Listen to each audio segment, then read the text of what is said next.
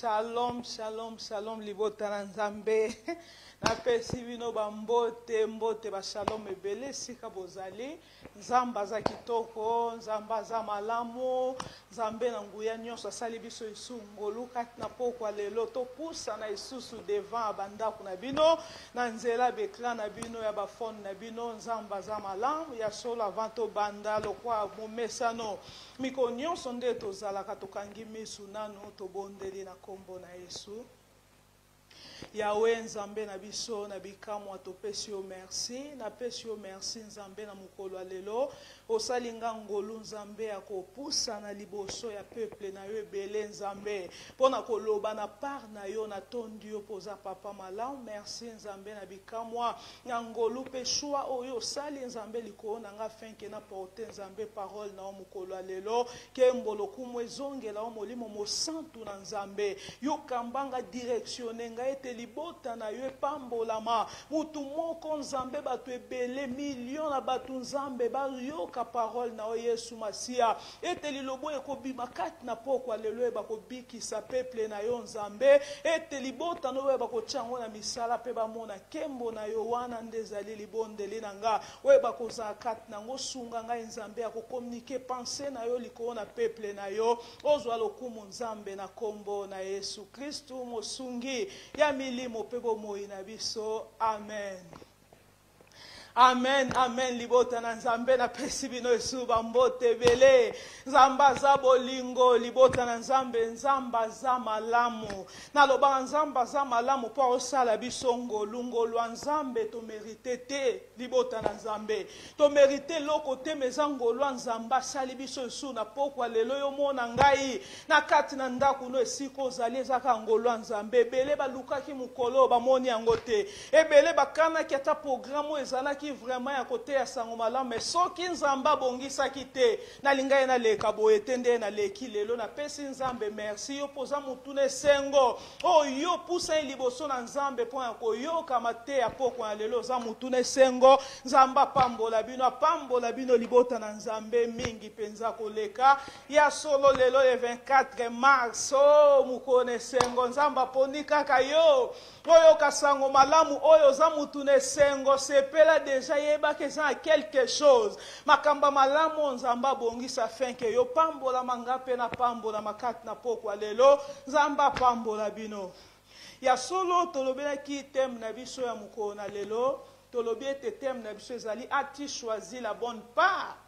A-t-il choisi la bonne part? Est-ce que yo poni ezali par malamu? Est-ce que nga poni par malamu? Est-ce que oponi ngambo malamu?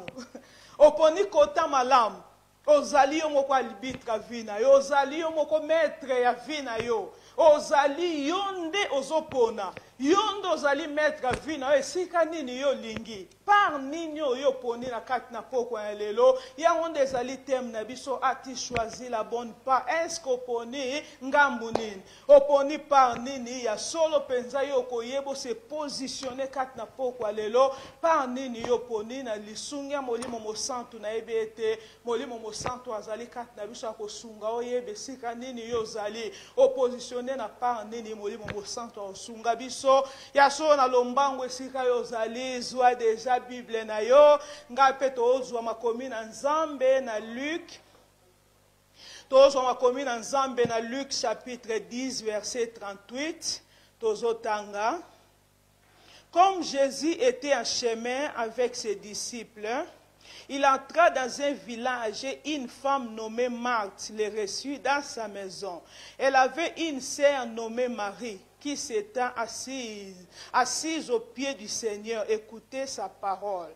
Marthe, occupée de divers soins domestiques, survint et dit, Seigneur, cela ne te fait-il rien que ma sœur me laisse seule pour servir? Dis-lui de m'aider. Amen. 41, le Seigneur lui répondit, Marthe, tu t'inquiètes et tu t'agites pour beaucoup de choses. Une seule chose est nécessaire, Marie a choisi la bonne part qui ne lui sera qui ne lui sera point ôté. Amen, amen, libota na nzambe. Ya solo awa toomona makomi na nzambe nde elobi biso sika na texte oyo touti kotanga na Luc chapitre 10 bandango na 38 ti 42 tanga malembe longo nango komwa ba révélation ya malamu oyo penza na nzela ya molimo mosantu. Vraiment yoko comprendre ngo malamu. To mona balobi Yesu Masia visite na ye na ndaku ya Marthe. Yesu akoti a visiter libota oyo. Parce que liboto ezalaki déjà na Yesu ezali ba mi ya Yesu, baza ba mi ya Yesu, Yesu bandai ko visiter à tout moment. Eza liboto ya yebaki malamu loko akoti ba yebisi biso pe komba village, takoti na village moko, balobi a pousse na kata village wana kei a visiter Marthe. Marthe ndazaki na ndeko na ye Marie. Ya solo ato mona tangu Yesu Masia kota visiter bango balobi Maria pusana ki pembeni na Yesu Masia na makolo na ye. Marthe azalaki kuna ndenge kato zalaka mutu aye na kata ndaka bandiko sokipa lobi na salela eloko nini na kolia. Eloko nini na okoza kochela eko se preoccuper po na Yesu Masia eloko nini na kolia. Ya solo ndenge kato uti kotanga Maria azalaki na makolo na Yesu Masia libota na Nzambe. Esko poni ngambu nini? Esko poni ngambu nini kati na mukolo alelo? Au poni par nini sika nini yo zali libota na Nzambe? Par nini yo zali? Yo poni kati na poko ya lelo. Tomona Marie, Marthe oyo Yesu Masia balobi akoti na ndaku na ye. Akota kinde na ndaku ya Marthe. Mazala kinde na ndeko na ye baoloba o ezali Marie. Marie a comprenaki kovanda na makolo na Yesu. A comprenaki alobi ete na pona na nga par ya malamu esenge na yoka Yesu. Awa toomona kata testo ezali des personnes bazolobela. Na kata bato mibale ezali bandeko toomona ngo pe na sous forme tolobe d'église. Église oyo evandi na makolo na Yesu, église mususu ezali na kata ba makambo ezali ya mokili. Tokoloba Yesu na olenge mususu za des révélations. Église yo ezali na présence na Nzambe. Bato mibale na kata na présence na Nzambe mais moko s'occuper na makambo ezali charnel. Mususu azali aza concentré aza na présence na Nzambe libota na Nzambe. Moko aza concentré aza na révélation ya ndenge mususu liboso na Nzambe mususu pa aza na révélation mususu ezali ya Nzambe na lolenge na libota na Nzambe esengeli to yeba révélation nini esengeli to zwa bango nyonso na présence na Nzambe me mususu avandi Maria avandi na makolo na Yesu Masia me Martha osoccuper kaka na mwa biloko alobi ete Yesu Masia lia na lukele eloko nini nazomituna. Est-ce que Marthe ndenge ezali bo asalaki eloko mabe? Asali eloko mabe te. Azalaki preoccupa lukabe eloko nini na okolia. Na osa nini esengeli Yesu Masia cheloko na kati ya munoko. Esengela lia na kati na nzoto yo ndeko na ngai azalaki mutu 100% homme 100% Nzambe. Na nzoto azalaki pe na posa kolia. Ndebi sonso tozala koyambi mupaya na kati ya ndako oko tike bonte makanti na ali eloko esengeli na bongisa na sala boye libota na Nzambe za mabete. Eza mabete loko Martha salaki. Metozo mona ndeto okita awa tozana Totangango.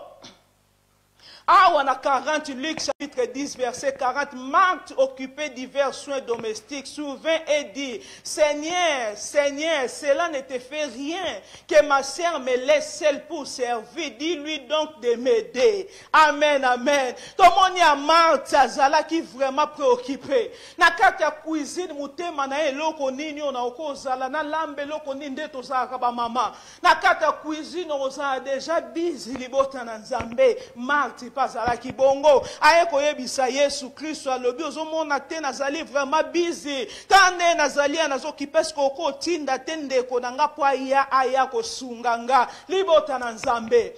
Yesu na kata testo tozomona batu nyonso wana mibale Marie na Marthe Yesu Masia visite na kata ndaku na bango.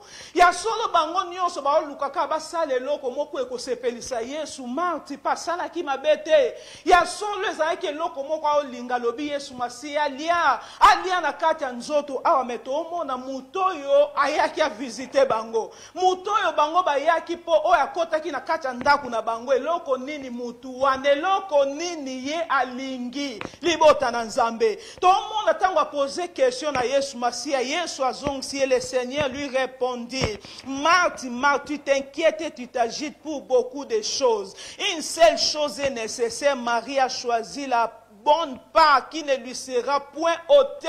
Libota na Nzambe. Libota na Nzambe yo kanga kati na pokwa na lelo. Tanga muto yo zalo se préoccupé.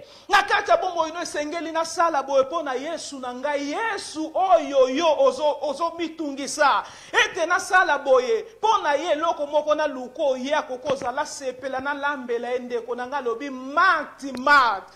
Pourquoi bengi des fois son muto benga we bengi des fois Marthe lingio loba alinga ebise lokomoko. Attention na esengele tourner vers Jésus-Christ. Amen amen amen.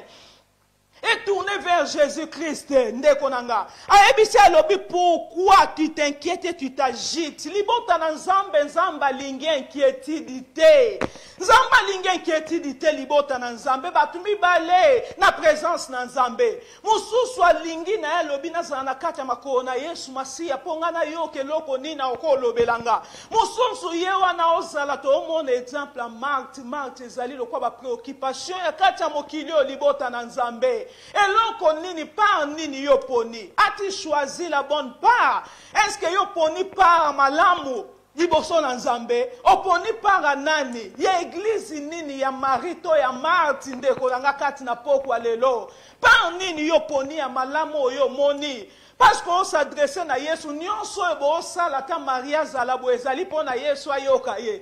Yepe Martha olambele ezali kaka Yesu Masiya po ya zala lieme mutoyo batu wana bayambi na kata ndako eloko ni ya lingi. Alobi Marthe bengi ye deux fois. Muto azo benda ye matoi Marthe pourquoi?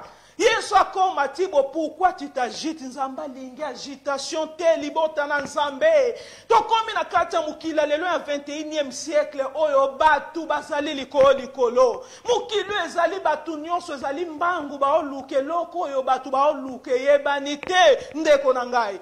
Batu bazali kimia te na kati na bango. Muto amoni loko oyo ebimi okuna nde ezali bona moni voiture wana mutema ya mutu ekomi nyonso na kati ya makambu. Ya kati ya voiture wana. Na ingina loba na mutu moko na lobe eza mabete. En soi eza mabete. Mutu aza na kati ya voiture me eko ozale comme inquiétude te. Ekomi lokwa agitation. Ta msuso moni muninga na voiture wana mutema no lobi ngape na olala tendeko na nga yango tende za l'essentiel. Ebele na bato komona moni mutu ta msusu akoti na kata ndako mutu bakiti oya moni kuna ya kata ndako wana bakiti ndenga moni mutema na ezali susu wana te makanisi nyonso ekomi lokola ya sombi bakiti wana efunga pe na zana ngo pourquoi agitation libota na Nzambe?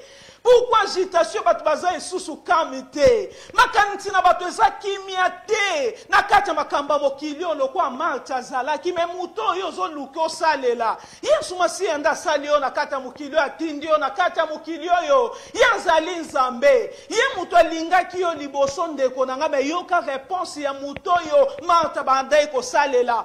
Eloko akolia libota na Nzambe pourquoi agitation abi Marthe pourquoi ozali agité? Pourquoi ozali ko s'inquiéter mutema na yo kimia t'inquiétude Nzamba boyi libota na Nzambe.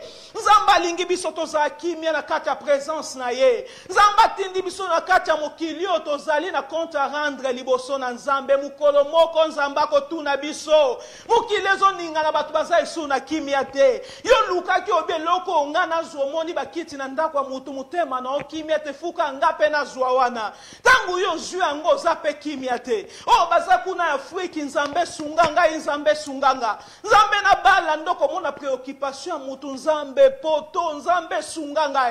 Nzambe poto esengeli na ya libota na Nzambe poto e comme inquiétude na yote. E comme préoccupation te na kata mutemo comme agité Yesu alingi angote. Biloko wana nyonso eza mabete na lobe eza mabete. que bana nzambe toza droit mezali na lolenga bongo te oyo nzambe azolingela biso poto zwa alobi quelque part alobi ete nzambe na bino ayebi ke bino boza yango besoin pourquoi inquiétude nzambe alingi ko s'inquiéter te alobi bopusa ne pa nanga inquiétude na bino nyonso bopesa epa na nga libota na nzambe se examiner lelo na pokwa lelo liloba na nzambe ye pa na yo esika yo zali ati choisi la bonne part est-ce que yo poni panga malamu ndengo zali wana pa wana na kati ya bomoi naona mutema na yo esika yo zali na kati ya makanisi na opa nini yo poni oze sika nini libota na nzambe esika nini ozali est-ce que ozali lokola Mario boza lokola Marthe agitation muto ozala be sengeli kanga pe ba mona ngeloko wana osala pona nini esika wana ozosala eloko wana ambition na yo ezali nini kati na likambo oyo ozosala libota na nzambe batu bamona nga ekomi ntina makambo na nzambe muto osala lobi na oleka mokolo mpo bamona nga to osala nini vanité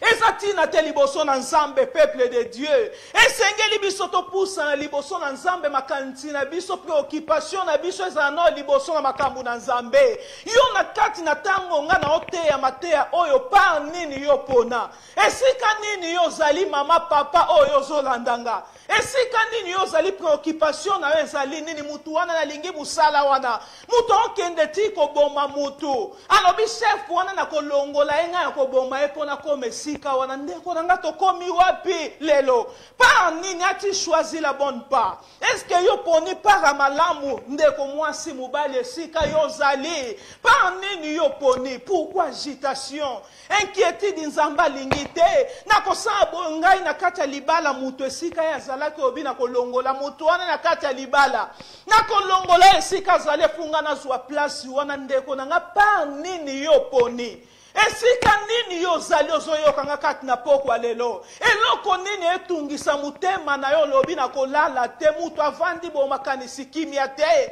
na kati ya mutema lokola kazuwa na moni asali eloko bo efunga na sala pa nini nzamba ye kotuna yo ati choisi la bonne part est-ce que yo poni ezali par malamu ezosepelisa nzambe mutema na onde yo oyoka ngo oza kimia te pourquoi yo oza kimia te libota na nzambe par nini yo poni na kati na se na moi oyo ndeko na ngai ya mwasi ya mobali esengeli makanisi na biso ezala malamu liboso na nzambe awa yesu masihi oyo Marthe bakolamba bandi koloba le Seigneur lui répondit Marthe tu t'inquiètes et tu t'agites pour beaucoup de choses pourquoi inquiétude lelo libota na nzambe pourquoi inquiétude batu bazangi kimia na kati ya mitema toomona eglize moko oyo ezali ya Marie muto azali na kati ya makolo na Yesu Masia na kati ya makolo na Yesu Masia ye pa mona yoka Yesu eloko nini azoloba na kati ya makolo na Yesu na yekola Yesu na nganga yebi eloko te na lingi yo yebisanga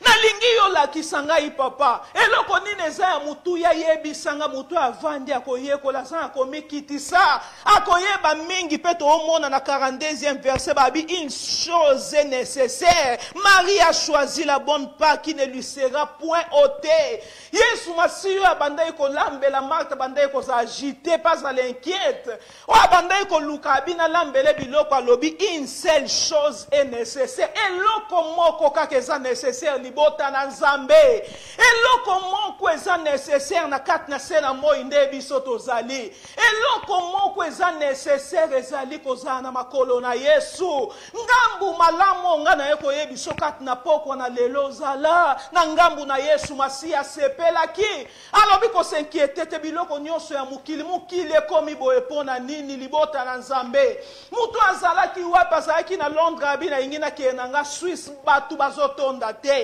namoni mutu alongwe na kati Angleterre alobi nakende na nga Allemagne oyo alongwe na kati Allemagne alobi osika yo komi ozalaka akotonda te bezwe moko ezali ezosila te libota na nzambe tozali wapi libota na nzambe nzambe oyebisa biso kati na pokwa lelo ati choisi la bonne part par nini yo poni na kati ya bomoi na yo par nini ya malamu yo poni parce que Yesu Masihi azoloba bi une seule chose est nécessaire Marie a choisi la bonne part qui ne lui sera jamais ôtée po Pango ezali ya malamu ezali pembeni na Yesu Masihi oyo ka ye papa nanga zoloba nini? Eloko nini Yesu Masihi azoloba pona nga? Papa nanga pango ezali ya malamu Yesu utilize nga papa na musala na yo. Yesu na lingi yo utilize nga. Yesu sunga nga vie de prière nange kiti Nzambe sunga nga ina zana présence na o makasi. Nalingi nga pe na yeba ko bondela makasi. Nalingi na kata présence na yo Nzambe na mona ba révélation na yo. Yango lobi liboto ezangi révélation za liboto eza sans frein na zesika nini yo ka par malamu muto okozala ba nani yango bazali. Na kati na siye na moi oya okozala inquiétude na ye. Posa na ye na kati ya mutema na ye zalika Nzambe na nga Nzambe utilize nga Nzambe salelanga. Nzambe na ye beloko te Nzambe se révélé kati na nga papa na olinga na mona yo. Mukonini yoko ya Yesu na nga. Mukonini yoko ya na zandeni liboso na oba chrétien wana baza wapi libota na Nzambe. Deux personnes en présence en Nzambe. Deux personnes en présence en Nzambe ba révélation différente. Deux personnes baza révélation mutuna ndenge na ye. Yesu Masihi ayekoloba bete loko Maria poni pango Maria poni ndezali par malamu mututa kolongola ye na kata bomoi na ye. Une seule chose est nécessaire, Marie a choisi la bonne part qui ne lui sera point ôtée. Yango de paro mutu akoboto la yo tende konanga. Inquiétude na kata mukili otozali wapi libota na Nzambe na tango otozali. Na pusi makanisa mutu moko mitala nanu Yesu ayeko tunu ati choisi la bonne part. Yesu ayeko tinda ngai kaka tindi ngai kat na poko lelo pona yebisa mutu moko pa nini yo poni. Eza ba pa mi bale balobi nzele ezali mi bale Nzamba zoloba. Nzela ya kufa pe bomoi me yo poni nzela nini libota na Nzambe poni nzela nini. Batu bazali agite inquiétude Nzamba lingi inquiétude te. Mutu azakimia te na kati na esengeli na zua. Mumbongo wane esengeli ngai eske bongo de Nzamba lingi. Na kati na biso yango wana posa na Nzambe pona biso. Nzamba tindio na kati ya mukilio ndenge yo zali na mwana. Ozali na bana yo bota ndeko moko bota yebi ndenga zali na susi ya bana eske bana na yo. Ata balali na obalamuki te yo ko yebe loko ni na kati ya bana nge loko ni ba okolia moboti ndaka ni sa pona bana na ye. Moboti ndavanda ka okanisa bibana na ngeloko ni bakolia. Journal lobiso biso batuna mukili to sala bongo bongo kombe plus forte raison Nzambe na biso azana likolo lobi pourquoi tu t'inquiètes Marthe Yesu ayeko benda biso lito ikati na pokwa na lelo. Ayeko lobe biso lobi Marthe ndeko na ngai ya mwasi ya mubali stoppe. Ozali wapi pa nini yo poni. Mususu Nzamba tinda mission na kati ya mission na Nzamba zate. Na kati ya mission na Nzamba zalita komi no kwa Jonas ozali wapi libota na Nzambe. Nzamba tindi alobi Jonas kende na Tarsis, kende na Ninive. Kendo te sango malamu na Ninive Jonas akimi ozali wapi pa nini yo poni na kati na poko ya lelo ndeko nanga. Yesu atindi lilobo ekutaneli yo. Esika yo kanga na poko ya lelo Nzamba zotuna alobi pa nini yo poni kende na Ninive eza basala Nzambe batu ebele. Ezali direction na Nzamba tinda kiyote. Yo zali businessman te Nzamba tinda osalela e full time. Mama papa ndeko esika yo zali. Nzamba pona ya lobe sengeli yo salela mesika ozali wapi ozana Ninive ou bien na Tarsis. Nzamba tinda esika nini. Oh Jonas akeya lobi tenga ozana nga esika wana te. Na Ninive na ozana nga te na lingi te. Esika Nzamba tindi ngai. Azui ye moko direction na ya lobi akima Nzambe. Akene na Tarsis libota na Nzambe. Nake kima Nzambe esika nini yoko kima Nzambe. Balobe sika kenda ki kuna so otali na Jonas ba oloba kuna pasi ekoma ki ebele sika kenda ki na masuwa balobe komi koninga na agitation ba eko yeba na kati na bango menanya komi lobela binga ye mutu na zama be na kimi etinda na Nzambe tala ba malheur lelo ezoyela batu libota na Nzambe esika nini yo zali ati choisi la bonne part par nini oyo moni ezali ya malamu Nzamba tinda yo mission na kati na sena moyo. Esika yo zali wana Nzamba tinda kyo alobisa elanga bo eske yo osela Nzambe ndenge Nzamba lingi. Na kati na foyer wana esiko zali esiko Nzamba tinda kyo.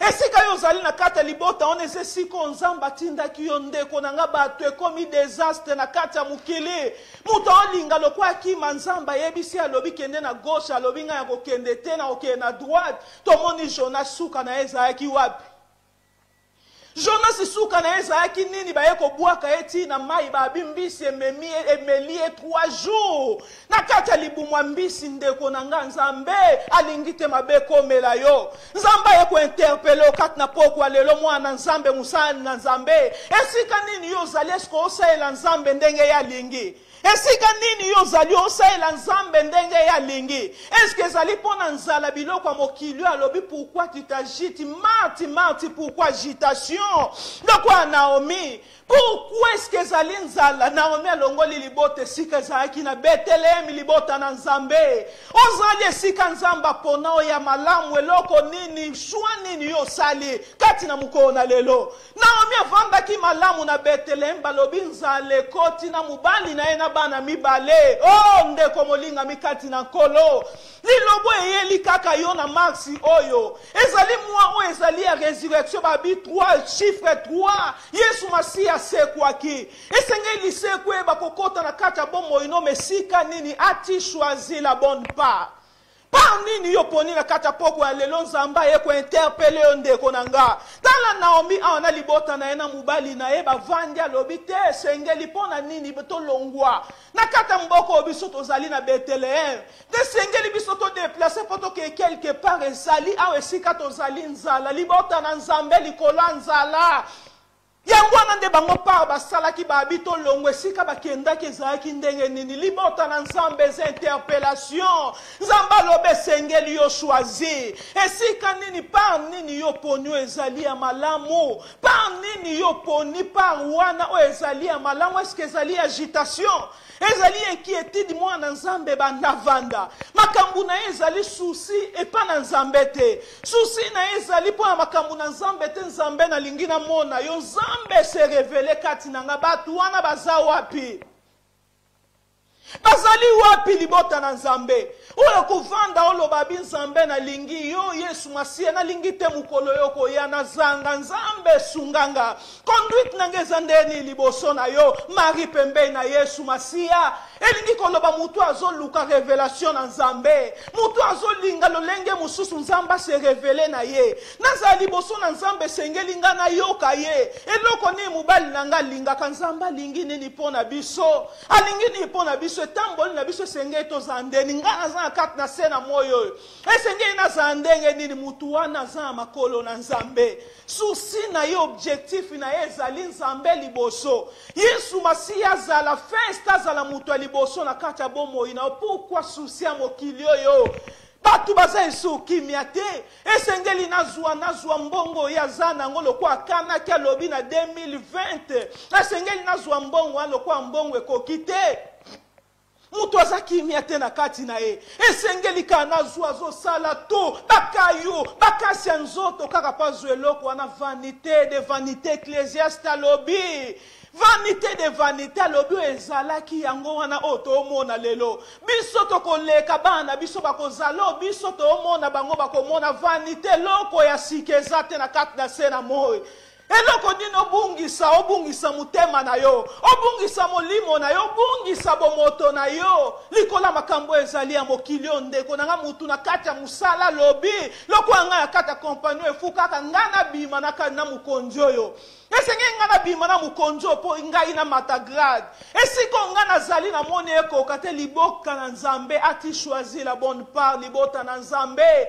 esika nini yo ozali mama papa otiki nzambe po na nini ezali nzala otiki nzambe po na nini susi ya kati ya mokili oyo susi ya mokili eleki mutu wana omona kimia ta lobi ete esengeli nga nazala kati na Angleterre esika ye na Angleterre etondisa ete nalingi na informe oyo mutu omona pasi esika ozali na kati ya Kinshasa bato ebele nde ezali bona ya poto ezali suka te ezali suka mokili te ezali suka mokili te libota na nzambe bato baza pe na kati ya poto awa bato bazoswana na kati ya bafoye bato baoswana esika bazali esengeli nga nazonga Kinshasa mokili bato baoluka nini esika mutu aza Kinshasa pe kuna otonda te sengeli na ya awa manki ya Nzambe na kati ya bomo ya batu baza agite kimi ezali te lokwa Martin ndenga azalaki to luka nini ndeko nanga oboma libala po yo kende wapi mususu aza mubali na ye na kati ya ndaku me azo triche mwasi par nini yo poni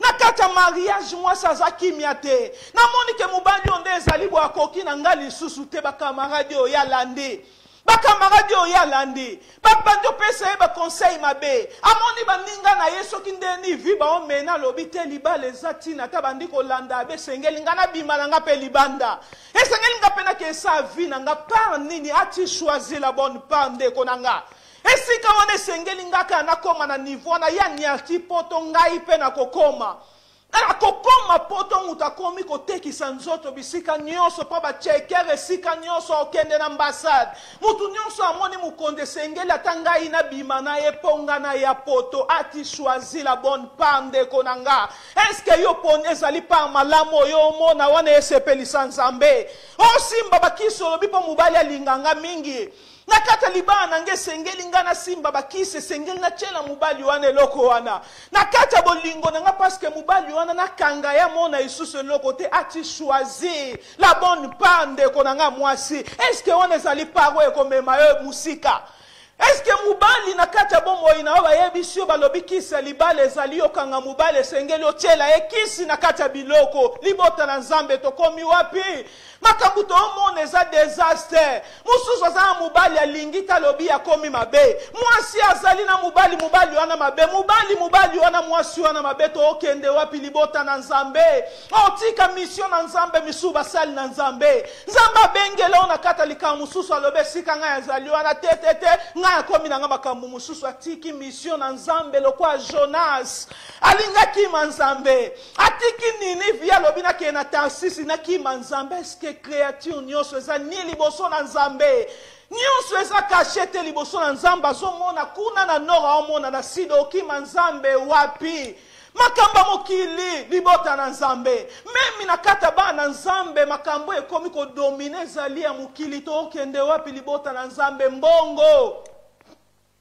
esika nazali nga na nazwi mbongo te eloko nga nalobaki nalingi mbongo Nzambe na nga mbongo ekomi préoccupation eske yango wana nde ezali nécessaire libota na Nzambe toomona ya makomi na Nzambe oyebisa biso na Matthieu chapitre 6 verset 33 totanga yango na onoki vraiment tozwi babible na biso tozotanga Matthieu chapitre 6 verset 31 tozotanga.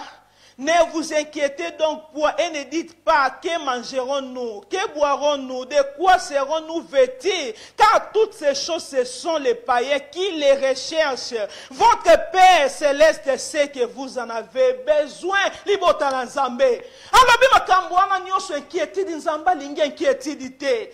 Nzamba lingi inquiétude toza ngambu nini? Ozali na ngambo ezali lokwa Mario, ozali na ngambu lokwa Marthe.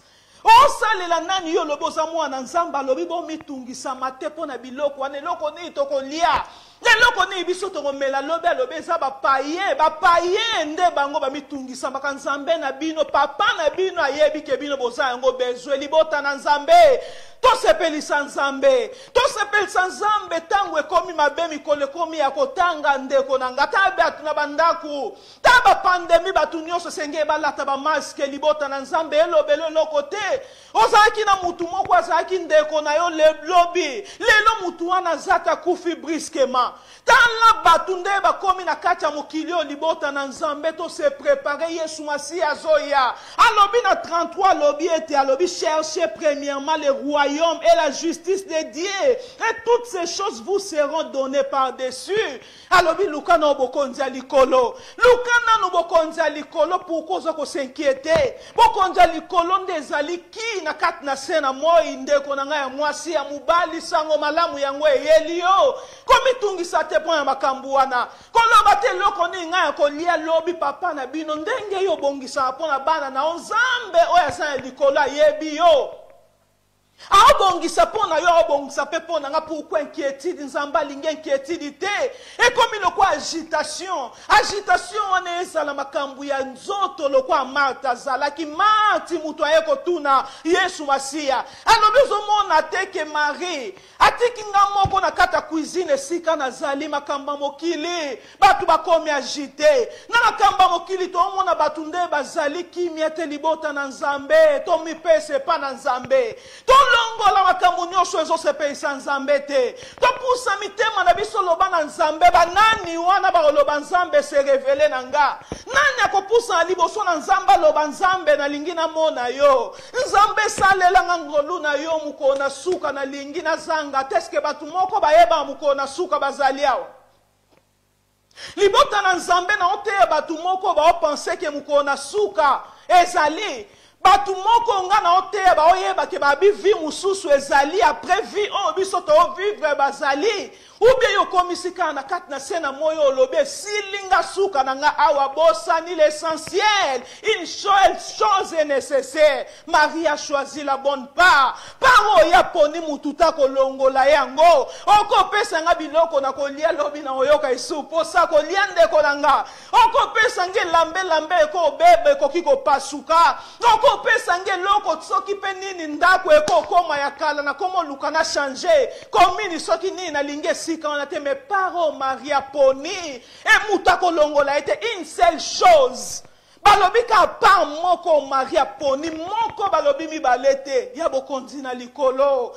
ya kolinga Nzambe lokwa bokonzi pe mobiki sina yo ozalaki na makambu na Nzambe komi wapi ndeko nanga makambu na Satan na tomo makambu na nzoto e dominer bele na kati na libota na Nzambe bazuwa koyina na kati na libota na Nzambe yango te ezali pa malamu Nzamba tinda biso omoni ndeko na azwi sepela kumisa Nzambe koyina ne uti wapo ezali pa ya makambo ya Satana batu baozala koloba na te mutu azali ote ya sango malamu wana silikeli muninga lobi na kolobisa eta za kimia aosa na emusa na Nzambe tozali wapi libota na Nzambe par nini obiso toponi batu gu ya makambo na Nzambe zate babosani makambo Yesu alobaki ya mutu ya lobi ete mwana mutu mukomo kwa koya na kei kobongse bino esika ngana koya kozwa bino na sena moyi oyo esiko ngana zali bino pe bozala papa nini ndenge yo zali wana ozala pendana katne sengo ndengo zali otiki libota na yo musiko yebisi bango koya te siko zali mutema mutu ayebi Nzambe sika wana zali bato bazana sena etanga pansi ya onyoko la bango oza mwana moko avanda kata mususu ozwa yo mutu zosunga ye me mutu wana yebi loba Nzambe ta mwana wana ndenga zonyoko malibota na Nzambe tozali wapi par nini ati choisi la bonne part est-ce que loko wana yo sala konyoko la mwana wana eza par malam konyoko la mubali na yo sika Nzamba pesi yo mutu Nzamba pesi yo na kata mutema na mutu wana zeloko te liboso na yo mutema na oka na sama kamususu na okipete na sombi na nganda kukuna ya zate ngai na kolakisa ye muto ya bali yo tozali wapi libota na Nzambe olakisa nani Nzamba pesi yo mutu wana eza ebele batu baoluka mabala Nzamba pamboli yo ndeko jeune fille mama esika yo zali mutu wana comme ennemi na numéro 1 pourquoi libota na Nzambe pourquoi pardon komi pasi kati na biso pourquoi batu bakomi boto yeba na isu te sengeli to yeba ndenga kozala esengeli to yeba ndenga o se comporter tant que ba na Nzambe to zui makomi na Nzambe na Jean chapitre 11 tozotanga Jean chapitre 11 tozotanga penza Jean chapitre 11 tozotanga libota na Nzambe yo pezwa esika yo zalifia Amen, amen, amen. Ah, tomona tolobi ezali histoire à Lazare. Oh, tolobi ete bazali bango nyonso na kata libota moko bazali ba mi a Jésus. Bazali ki liboto yeso bandai ko linga mingi tomoni ete toyebi histoire o Lazare azali maladi. Jean chapitre 11. Lazare azali maladi ti Lazare akufi. Toyo komona ete présence na Yesu aye kati na matanga wana. Balobi ete quand Jésus n'était pas encore entré dans le village mais il était entré lié ou Marthe to bandi bandi na likolo balobi ete Marthe ayaki pembeni esika Yesu azali aye esika Yesu azali abandi koyebisa lobi papa soki yozalaka parce que nga natangi te tokita kaka na Jean chapitre 11 verset 26 soko otanga yo komona makambo Marthe alobaki balobi je sais lui répondit Marthe. Totangi na Jean chapitre 11 verset 22. Mais maintenant même je sais de tout ce que tu demandes à Dieu, Dieu te donnera. Jésus lui dit ton frère ressuscitera. Awa Yesu lisoro na ena Marthe ndeko nanga. Basola na Marthe tangu Marthe amoni Yesu alobi ete lorsque Marthe a appris que Jésus arrivait, elle allait au devant de lui. Tandis que Marie se tenait assise à la maison. Marthe dit à Jésus, Seigneur, si tu étais ici, mon frère ne serait pas mort. Ou on a tangi na 21, on a 22. Seigneur alobi, mais maintenant même je sais que tout ce que tu demanderas, Dieu te l'accordera. On a 22, 23 siko balobi, Jésus lui dit, ton frère ressuscitera. Na 24, balobi Jean chapitre 11 verset 24, je sais, lui répondit Marthe, qu'il ressuscitera à la résurrection au dernier jour. Jésus lui dit, je suis la résurrection et la vie. Celui qui croit en moi vivra quand même il serait mort. Awa tozo monde ata ba réponse à Marthe ndeko nanga. Marthe azala ki musika kaka na kolamba tango amoni Yesu ozala kaka na espoir moko alobi na mukona suka. Na ebe ndeko nanga ko sekwa. Ya solo yo ko yeme na yebi kende ko nanga osekwa tabako sola na Yesu Masia mais to mona révélation na eza différent ta Yesu ba ko yebi se maza révélation moko différent que ya Marie a to mona na 31 balobi tango Marie sikwa komi esika Yesu azalaki quand Jésus n'était pas encore entré dans le village mais il était les lieux où Marthe l'avait rencontré. Na 31 balobi, les Juifs qui étaient avec Marie dans la maison et qui la consolaient, l'ayant vu se lever promptement et sortir, la suivit disant, elle va où au sépulcre pour y pleurer. Ah, bah, on l'a 32. Lorsque Marie fut arrivée là où était Jésus et qu'elle le vit, elle tomba à ses pieds. Amen, amen, libota na nzambe. Na sepeli na comportement Marie. Tango na bandiko tanga na oloba Marie azana pa moko avanda ki na makona Yesu amikitisaki po ayoka. Ayoka Yesu lolenge nini ngesengeli na tambula saki na révélation na Yesu lolenge mususu. Ah, bah, oyebisa sika Marthe kitaki tena makona Yesu azoloba kaka na yebi.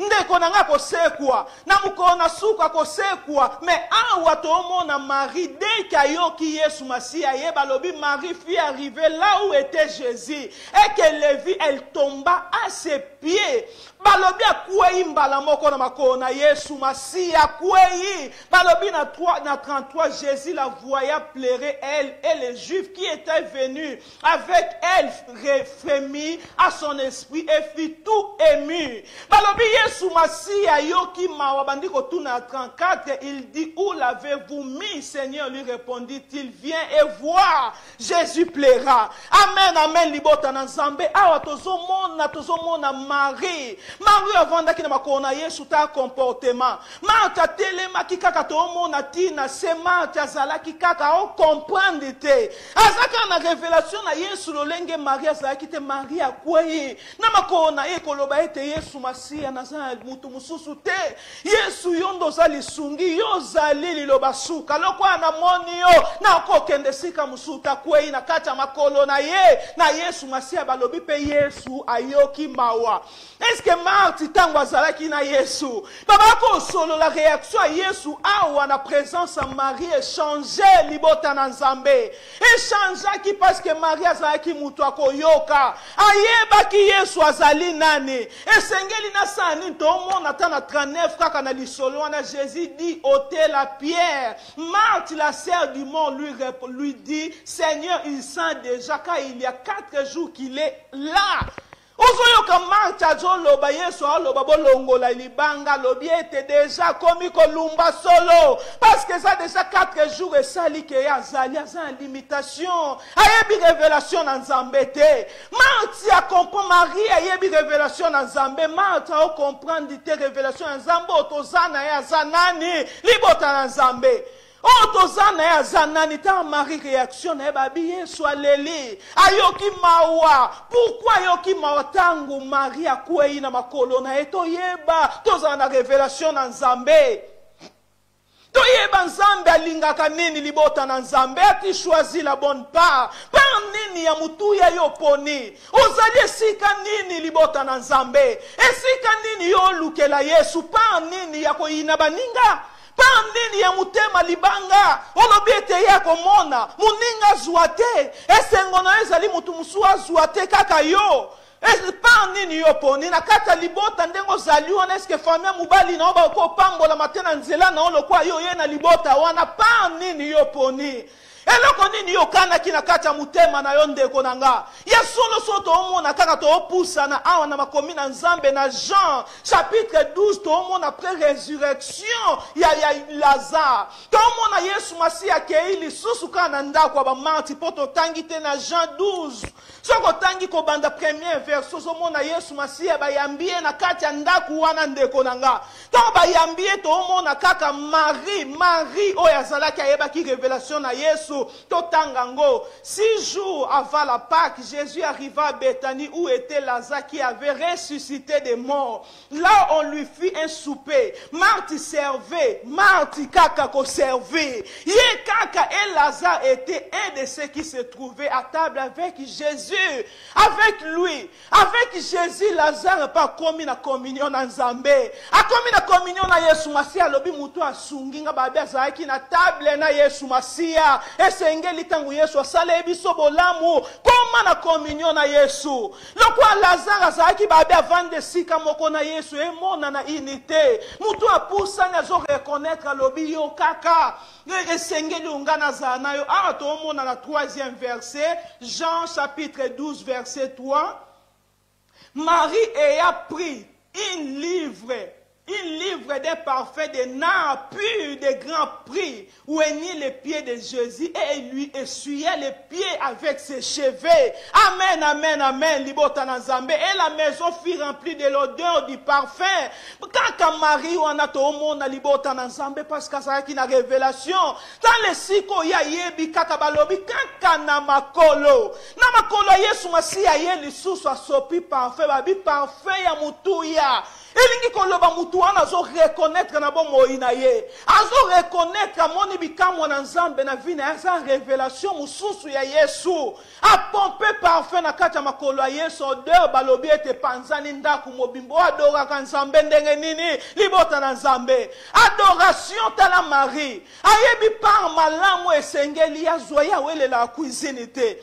Biloko ezangi tina te. O lelo mutu oko lia o lobi nasalele bo lobi oko zala isusa yoka posa ko lia to pona par malamu libota na Nzambe. To pona par malamu ekolongwa te. Mutu bonde ko sela biloko Yesu aloba bi Marthe pourquoi ça agiter? Pourquoi s'inquiéter? Et loko moko kakeza nécessaire Marie aponi loko moko o ekolongwa te nane olongola o Yesu na bomo ina yo libota na Nzambe. Nana olongola o Yesu. Tala na kati lisolo oyo ndeko nanga mwa mwasi moko na ingina beta kana mwa mukuse to partage ka poto yeba ka Bible te. Mwa mwasa ye poto avandi na kati poto alongwe na Kishasa ye na poto. Mutema na ya komi alobete sengeli ngana zwa mukanda. Esengeli ete ngana zwa mukanda kwe sunganga ya kati mboka oyo nde batu bakoma lobe sengeli na linga mubali moko. Esili ye wana ke ya lingi mubali moko abe sengeli pa pesa nga mukanda libota na Nzambe mukande komi pasi na poto anzo yoka ba conseil na batu balo ba parsi par la so na zui mukanda na okima mubali wana objectif a jeune fille wana abezwa mukanda kende kuna objectif neza ki mukanda maladi ekangie abeli ku mingi tende ko wana mwasi akufi ndeko nanga ndeko mwasi akufi par nini yo poni aozela mukanda yoka désastre batunde bazali. Banani bako pusa na makolo ya Yesu Masia. Mutu akufi na ilikanisa yebi ke na oya pa mubali ongana lingete na zuaka mukanda na kende. Tokomi wapi libota na Nzambe. Tokomi wapi libota na nzambe ba na nzambe toza wapi Yesu Masia wana eske Yesu atika kosala na kati na bongo ina bato yondi mena nzambe nzambo atika kosala nzamba sala kati lelo eza biso moko ndeto opusa nzambe musika nzamba linge sika masumu te yo ye nzambo asungi okomi na poto esengelo vando senga nzambe mukando komi awa ndenge nini okomi na kati ya mboka ya poto ndenge nini pourquoi ide senge na linga mutu ngana bimana ye na vanda na kati ya ndaku na ye okana bana nzambe batu bakomi limite batel nzambe na biso lokwa nzamba sala kata lonke biso moko ndeto komi na limite na kati ya bombo ina biso libota na nzambe omona mutu alongwe kuna zaki peta mswa bako sambela to changer comportement na biso oyeko kufa na maboko ya mutu oyo lingaki te liwape yango ane zuyeta mwasi wana kufi otiki nini par nini yoponi ati choisi la bonne part yango ndezali par malamu na kati na sena mo indeko nanga na kata histoire oto omona lokwa 5 baolo bakwa 10 vierges 10 vierges babandai kozela mubali bango nyonso bazalaki na kati église libota na nzambe bango nyonso bazela mubali bazana bamwinda na bango oponi par nini libota na nzambe oponi par nini bamwinda na kati ya maboko batitre nga nazali boye na sambelaka nga azali frère en Christ okuna nga yebi liloba na nzambe ngai pe na sambelaka tozali biso so tosangani mukili yeba kaka na batitre bazali bazaba na nzambe na kati kuna eske bamwinde zali esika nini yo zali ya marube ya marti nzela nini yo poni libota na nzambe mukolo moko babi na kati ya butu mubali na libala yaki ndeko nanga ta mubali na libala yaki bamwinda bato bazalaki na mafuta te bakomi kosenga tokende ekoma trop tard nzamba eko interpele okati na pokwa lelo ati choisi la bonne part par nini yo poni na kati ya mateyo nzamba eko interpele esika nini on se positionne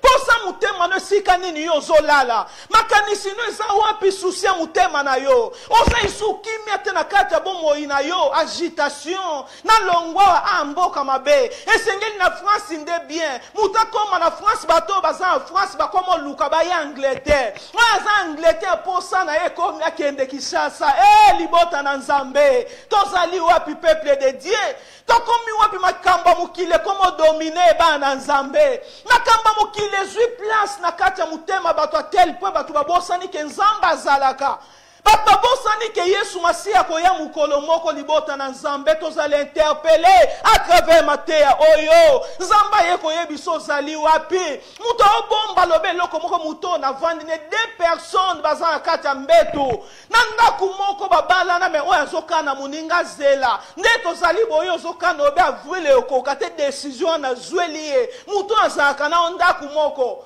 oya obenga olokwa mwasa obenga olokwa mubali me yozokana moko na muninga nakata mutema mutu ba ide deje zali abia komona libota nzambe tokomi wapi jeune fille sika ozali nana yebisi yo ke nzamba salaka te mame sika ozali nana yebisi yo ke nzamba sareta na tangu wana kaka banda ekosala tokomi na bapense na biso ekomi loko ekomi kodomine koleka ya nzambe nzamba kotikala nzambe topona para malamu Maria sopi parfum ayebi on reconnaître alobi para malamu nzambe nga na lingi okaka na makolo mutu amikitisaka Ode wane zala répandre. Ode wane epela.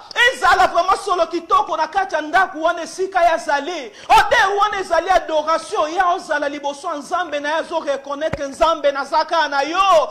Nzambe yo mutobiki sindeko na ngaza humilité, reconnaissance sa révélation nzambe.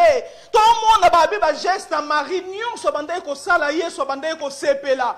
Yesu bande ko sepela tout moment ta sali mutu mususu eko loba lobi ete tika ye gesto a sali bozaka ba pauvre des gens na kati na bino libota na nzambe to yeba révélation na nzambe to za lokwa Maria zaiki na bakona Yesu par nini yo poni ati choisi la bonne part esika nini yo zali na kati libala na yo esika nini yo zali na kati musana na nzambe esika nini yo zali jeune fille esika wana ozala des autres na kati mutema na olokwa nzamba zalaka te tobanga nzambe libota na nzambe na eko interpele mutu moko kati na mateya lelo pusa makanisi na oliboso na nzambe banga Yesu Masiya zwa lokwa mokonzi pe mobikisa bomoi na yo cha Yesu Masiya za liboso na kati na vi na yo soki yo potikaki nzambe zongisa ye na kati ya bomoi na oyebisa nzambe ete eza trop tard te yo tiki nga na kati ya bomoi na oko osala isu shwa na kati ya bomoi na nga oko longwa pe sika yo ozalaki na taxi so bakokende nzela mabe lokwa Jonas azalaki akei na Ninive esika nzambe atindaki ye bato bazokufa nzambe azozela yo oza mission moko nzambe azozela yo ndoko bikisa bato wana po kokangi maboko obina koloba te yeloko ni ngai koloba ngai yebi te kake loko wana oyo moko okoloba na mutu Yesu alingi yo yango wana nzambe ozela kati na yo buko tiki balusi opesi nzambe mukongo ndeko mwasi jeune fille basaelaka nzambe estenga zalaki mwa muke abikisaki libota mobimba yoka nzambe asalaka nzamba salaka yo poni par ni nati choisi la bonne part esengeli para malamu pona liboso ya nzambe to limite nzambe te koloba te na bimina mobali yo nde ya kopesa nga mukanda kufa ezali eloko moko spécial eza te ya mokili yo vanité de vanité ecclésiaste lobi oyo ezalaki lobi yango biso tozala eloko ya sika extraordinaire eza te par moko kako ezali nécessaire o maria poni nde paro ekolongwa te na bomoi na ye paro ezali ya mutu ya tozwa Yesu Masiya totia ye na mitema na biso linga Yesu mwana nzambe kosalela ete po bato bamona ngo oya na kati eglise po mutu oso na ye te mukambi na nga koloba kokima nzambe toya kosala makambo moko oyaka po bato baloba ndeko na nga bato bamona nga esika ni biso tozali pusa ya liboso ya nzambe mama papa okoza na ndaku te mwasi na mobali bozali mutu na mutu aza makanisi na ye oyo kuna aza makanisi na ye na ide na ye projet na ye na ndenge na ye mobali pe na ndenge na ye tokomi wapi libota na nzambe bato esika moko baoyokana te bato baosambela esika moko balinganaka te libota na nzambe nzambe alobi natikeli bino bolingo Yesu alobi ete bakoyeba bino boza bayekoli na nga mu esengeli eumela na kati na bino ata yo opelaka moto ata olobi ete napesaka badome soko ozangi bolingo komona nzambe te amour ekei wapi mposa na mutu wana ndeko asali eloko esengeli eloko wana ekweya ndenge oteya wana kutu ndenge ezali bo esengeli kaka bajugement bana nzambe bazali wapi libota na nzambe par nini obiso toponi eske oponi para malamu alobi bosenkiete na eloko te bomitungisama na eloko moko te me bopona nde bokonzi ya likolo cherchez premièrement le royaume et la justice de Dieu nyonso etikali ekopesamela biso Yesu adomine kati na biso ndeko na nga na kati na makolo na Yesu yo kovanda ata Yesu bakoteya sango malamu alingi apesa bato ata mapa alobi ete boyebisa bango bavanda pourko oza agite oza likolo mpona nini tala lisusu motema na yo malamu banda kokontrole esu motema no eske Yesu Masiya aza na kati pourkui eni wana na kati ya ndeko na yo zuwa wana ezali wapesika molimo mosantu azali oza basi oyo bazali sage obe baza folle baza bainsense ozali ndeni na ozela mobali na libala koya eske obosana objectif oye na kati ya mokili oyo mobali atiki oyo alobi ete nazoya yo okei kozwa ntina zemi obosani ete mobali akoyi okomi na zemi obosani mosusu alingi na mutu kolinga mutu apamba ta komi na zemi tokomi wapo tie eloko ya mabe na kati na yo obosani l'essentiel ete mobali ayebisaki nga koya na ye koreveye mutu moko nalobi ati choisi la bonne part na ye kolamusa mutu moko na interpele ye jeune fille mipesa na nzambe mosala ezali okotika sivi na yo opesi na kati na mosala bakozwa yo to yo bimi na chef wana te nangi nayebisa mutu moko ete pense pa na nzambe ata yo sali mabe tobimi na mutu moko wana te na mutu wana te na chef wana te nzambe aza capable ya kosunga yo nzambe aza capable ya pambola yo ata yo sali nini olobi ete chef wana esengeli nga na bima na yo okobima na yo obebisi nzoto pamba me yo pozwi mosala te pourkui olimite nzambe libanda po mutu azwango esengelika toyeba na mobali wana tosa nzambe jeune fille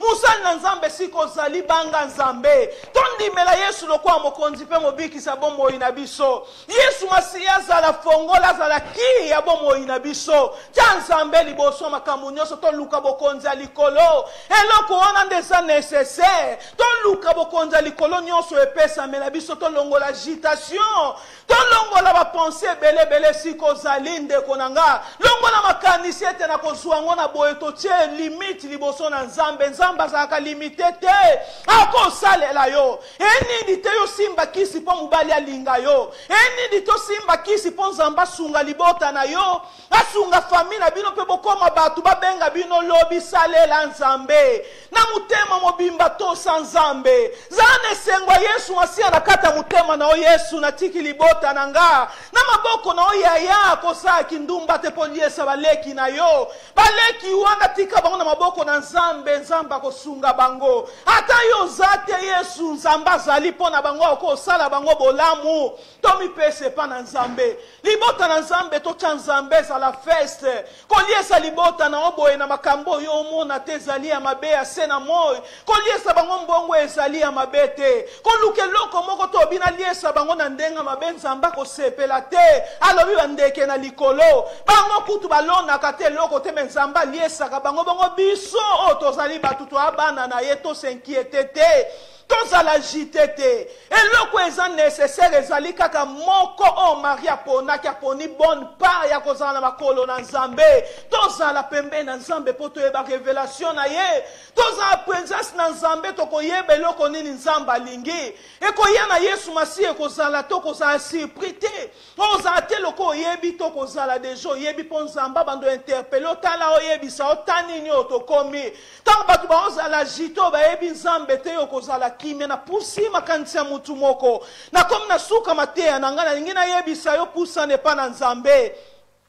yo mutu otikaki yesu masiya azongela ye yo mutu otikaki nzela ya nzambe yeba ete nzambe asalaka il y a encore de l'espoir pour ceux qui vivent eliki ezali espoir ezali mpo nzambe asalaka nzambe azali puissant ndeko na nga papa moko nalingi naloba esika bokabwana ekotaki na foye wana badesizio bakosala na kobomba mwasi azali te zongisa unité solo na mwasi na yo kobenga na mwasi na yo te mama moko bakotika mobali na ezonga na mobali na mwana moko abimaki na ndako ya baparent oyo elongwaki ntango mosusu kosalela nzambe atie makabo kati na yo okoservi mpe nzambe na makabo wana ndeko na nga yango wana pawe ezali ya malamu nzambe aozela epa na yo makabo wana servi nzambe nzambe apambola bino libota na nzambe tobondela avant kosukisa mateya na biso nakomi na suka na interpele mutu moko kozala lokola basengi fami oyo bazali folle te oyo bazali esense te zala sage oyeba mobali na libala alobi nini ntango yesu alinga ya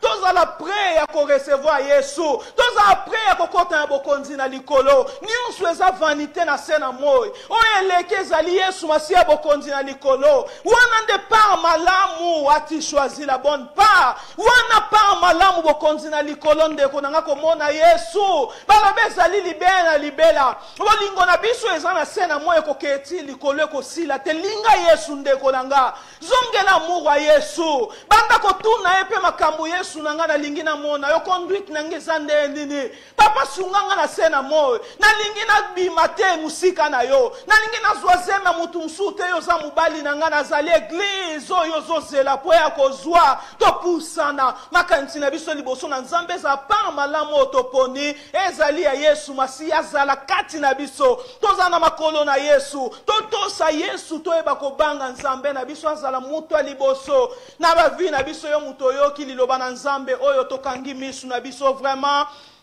pona kobondela travers parole toyoki tokangi misu tobondeli nzambe na biso nzambe na bikamwa nzambe na nguya topesi yo merci nzambe malamu nzambe na bomo yawe merci nkolo yesu masiya papa na biso yawe nzambe nayebisi mutu moko eta pona par malamu nzambe oyo ezali ya kosalela yo par malamu ezali ezali ya kobanga yo ya kotia yo lokola mokonzi mpe mobikisi yo ozala liboso na via moko sunga libota no ebele bayoki lilobo yo batosa yo babanga yo papa na lola vi na bango esepelisa yo tozala kaka na nzela na otomona yo moko moko nzambe tovivre libela na libela na kombo na Yesu Kristo aza mokonzi nobikisa milimo po bomoi na biso ndeko na nga yango ndezali par malamu wana nga elingaki na yebiso kati na mukola lelo pona par malamu ezali ya Yesu pona par malamu linga Yesu Masia azala fest na bomoi na yo na kombo na Yesu Masia amen. Oh my God. Oh my God. Oh my God. Oh Jesus my Lord. Happy birthday to you, Mama Natalie. Happy birthday to you.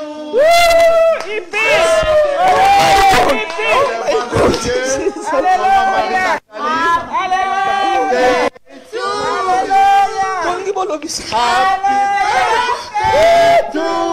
my God. Happy birthday. Oh my God. Mama Natalie. To you. Happy birthday to you. Happy birthday to you, Mama Natalie. Happy birthday to you. Oh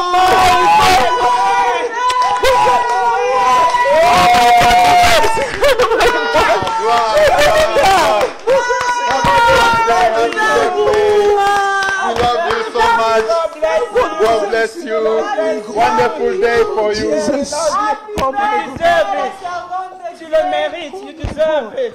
You're working hard. Jesus, my God. God You sing a bull of Oh my God. Let you bless Mamie to come in and prier. Yahweh, Zambé, Nalola. Yahweh, ton bénédiction, nous te bénissons, nous te glorifions. Pour ces grands jours, Yahweh, d'anniversaire de ma charmante épouse, Marie-Nathalie, ta servante, oh Dieu Tout-Puissant. Merci pour ces grands jours où ton âme est Père éternel.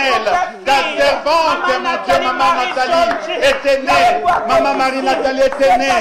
Yahweh, nous te bénissons pour cet anniversaire, pour cette année. Il y a des plus que tu lui as accordé. Que ta gloire, que ton salut, ton règne demeure dans sa vie.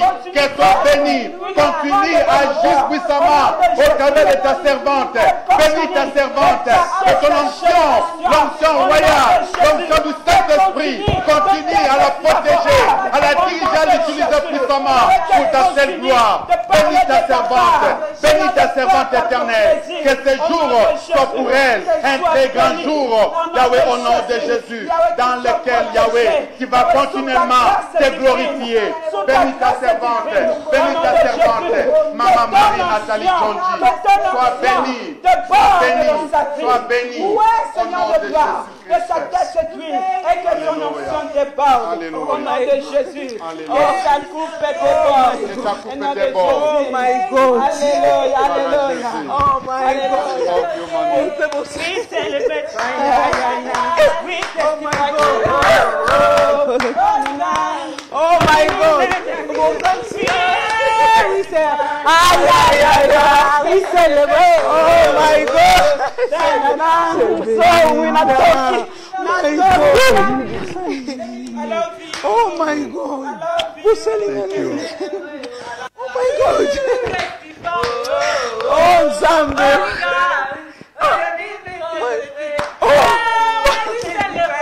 Oh my God. Now Kokoloba.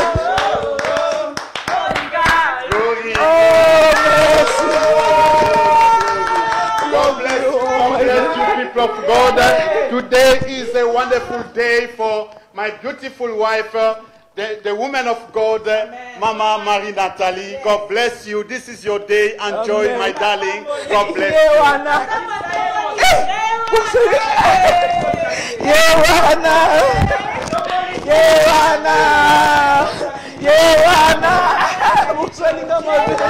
Oh my God.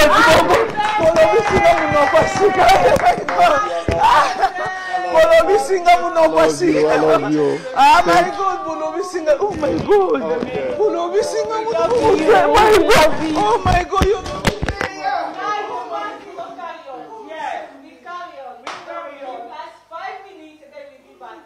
God bless you, people of God.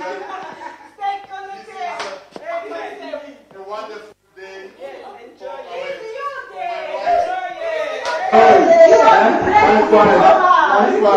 Wow, God bless you.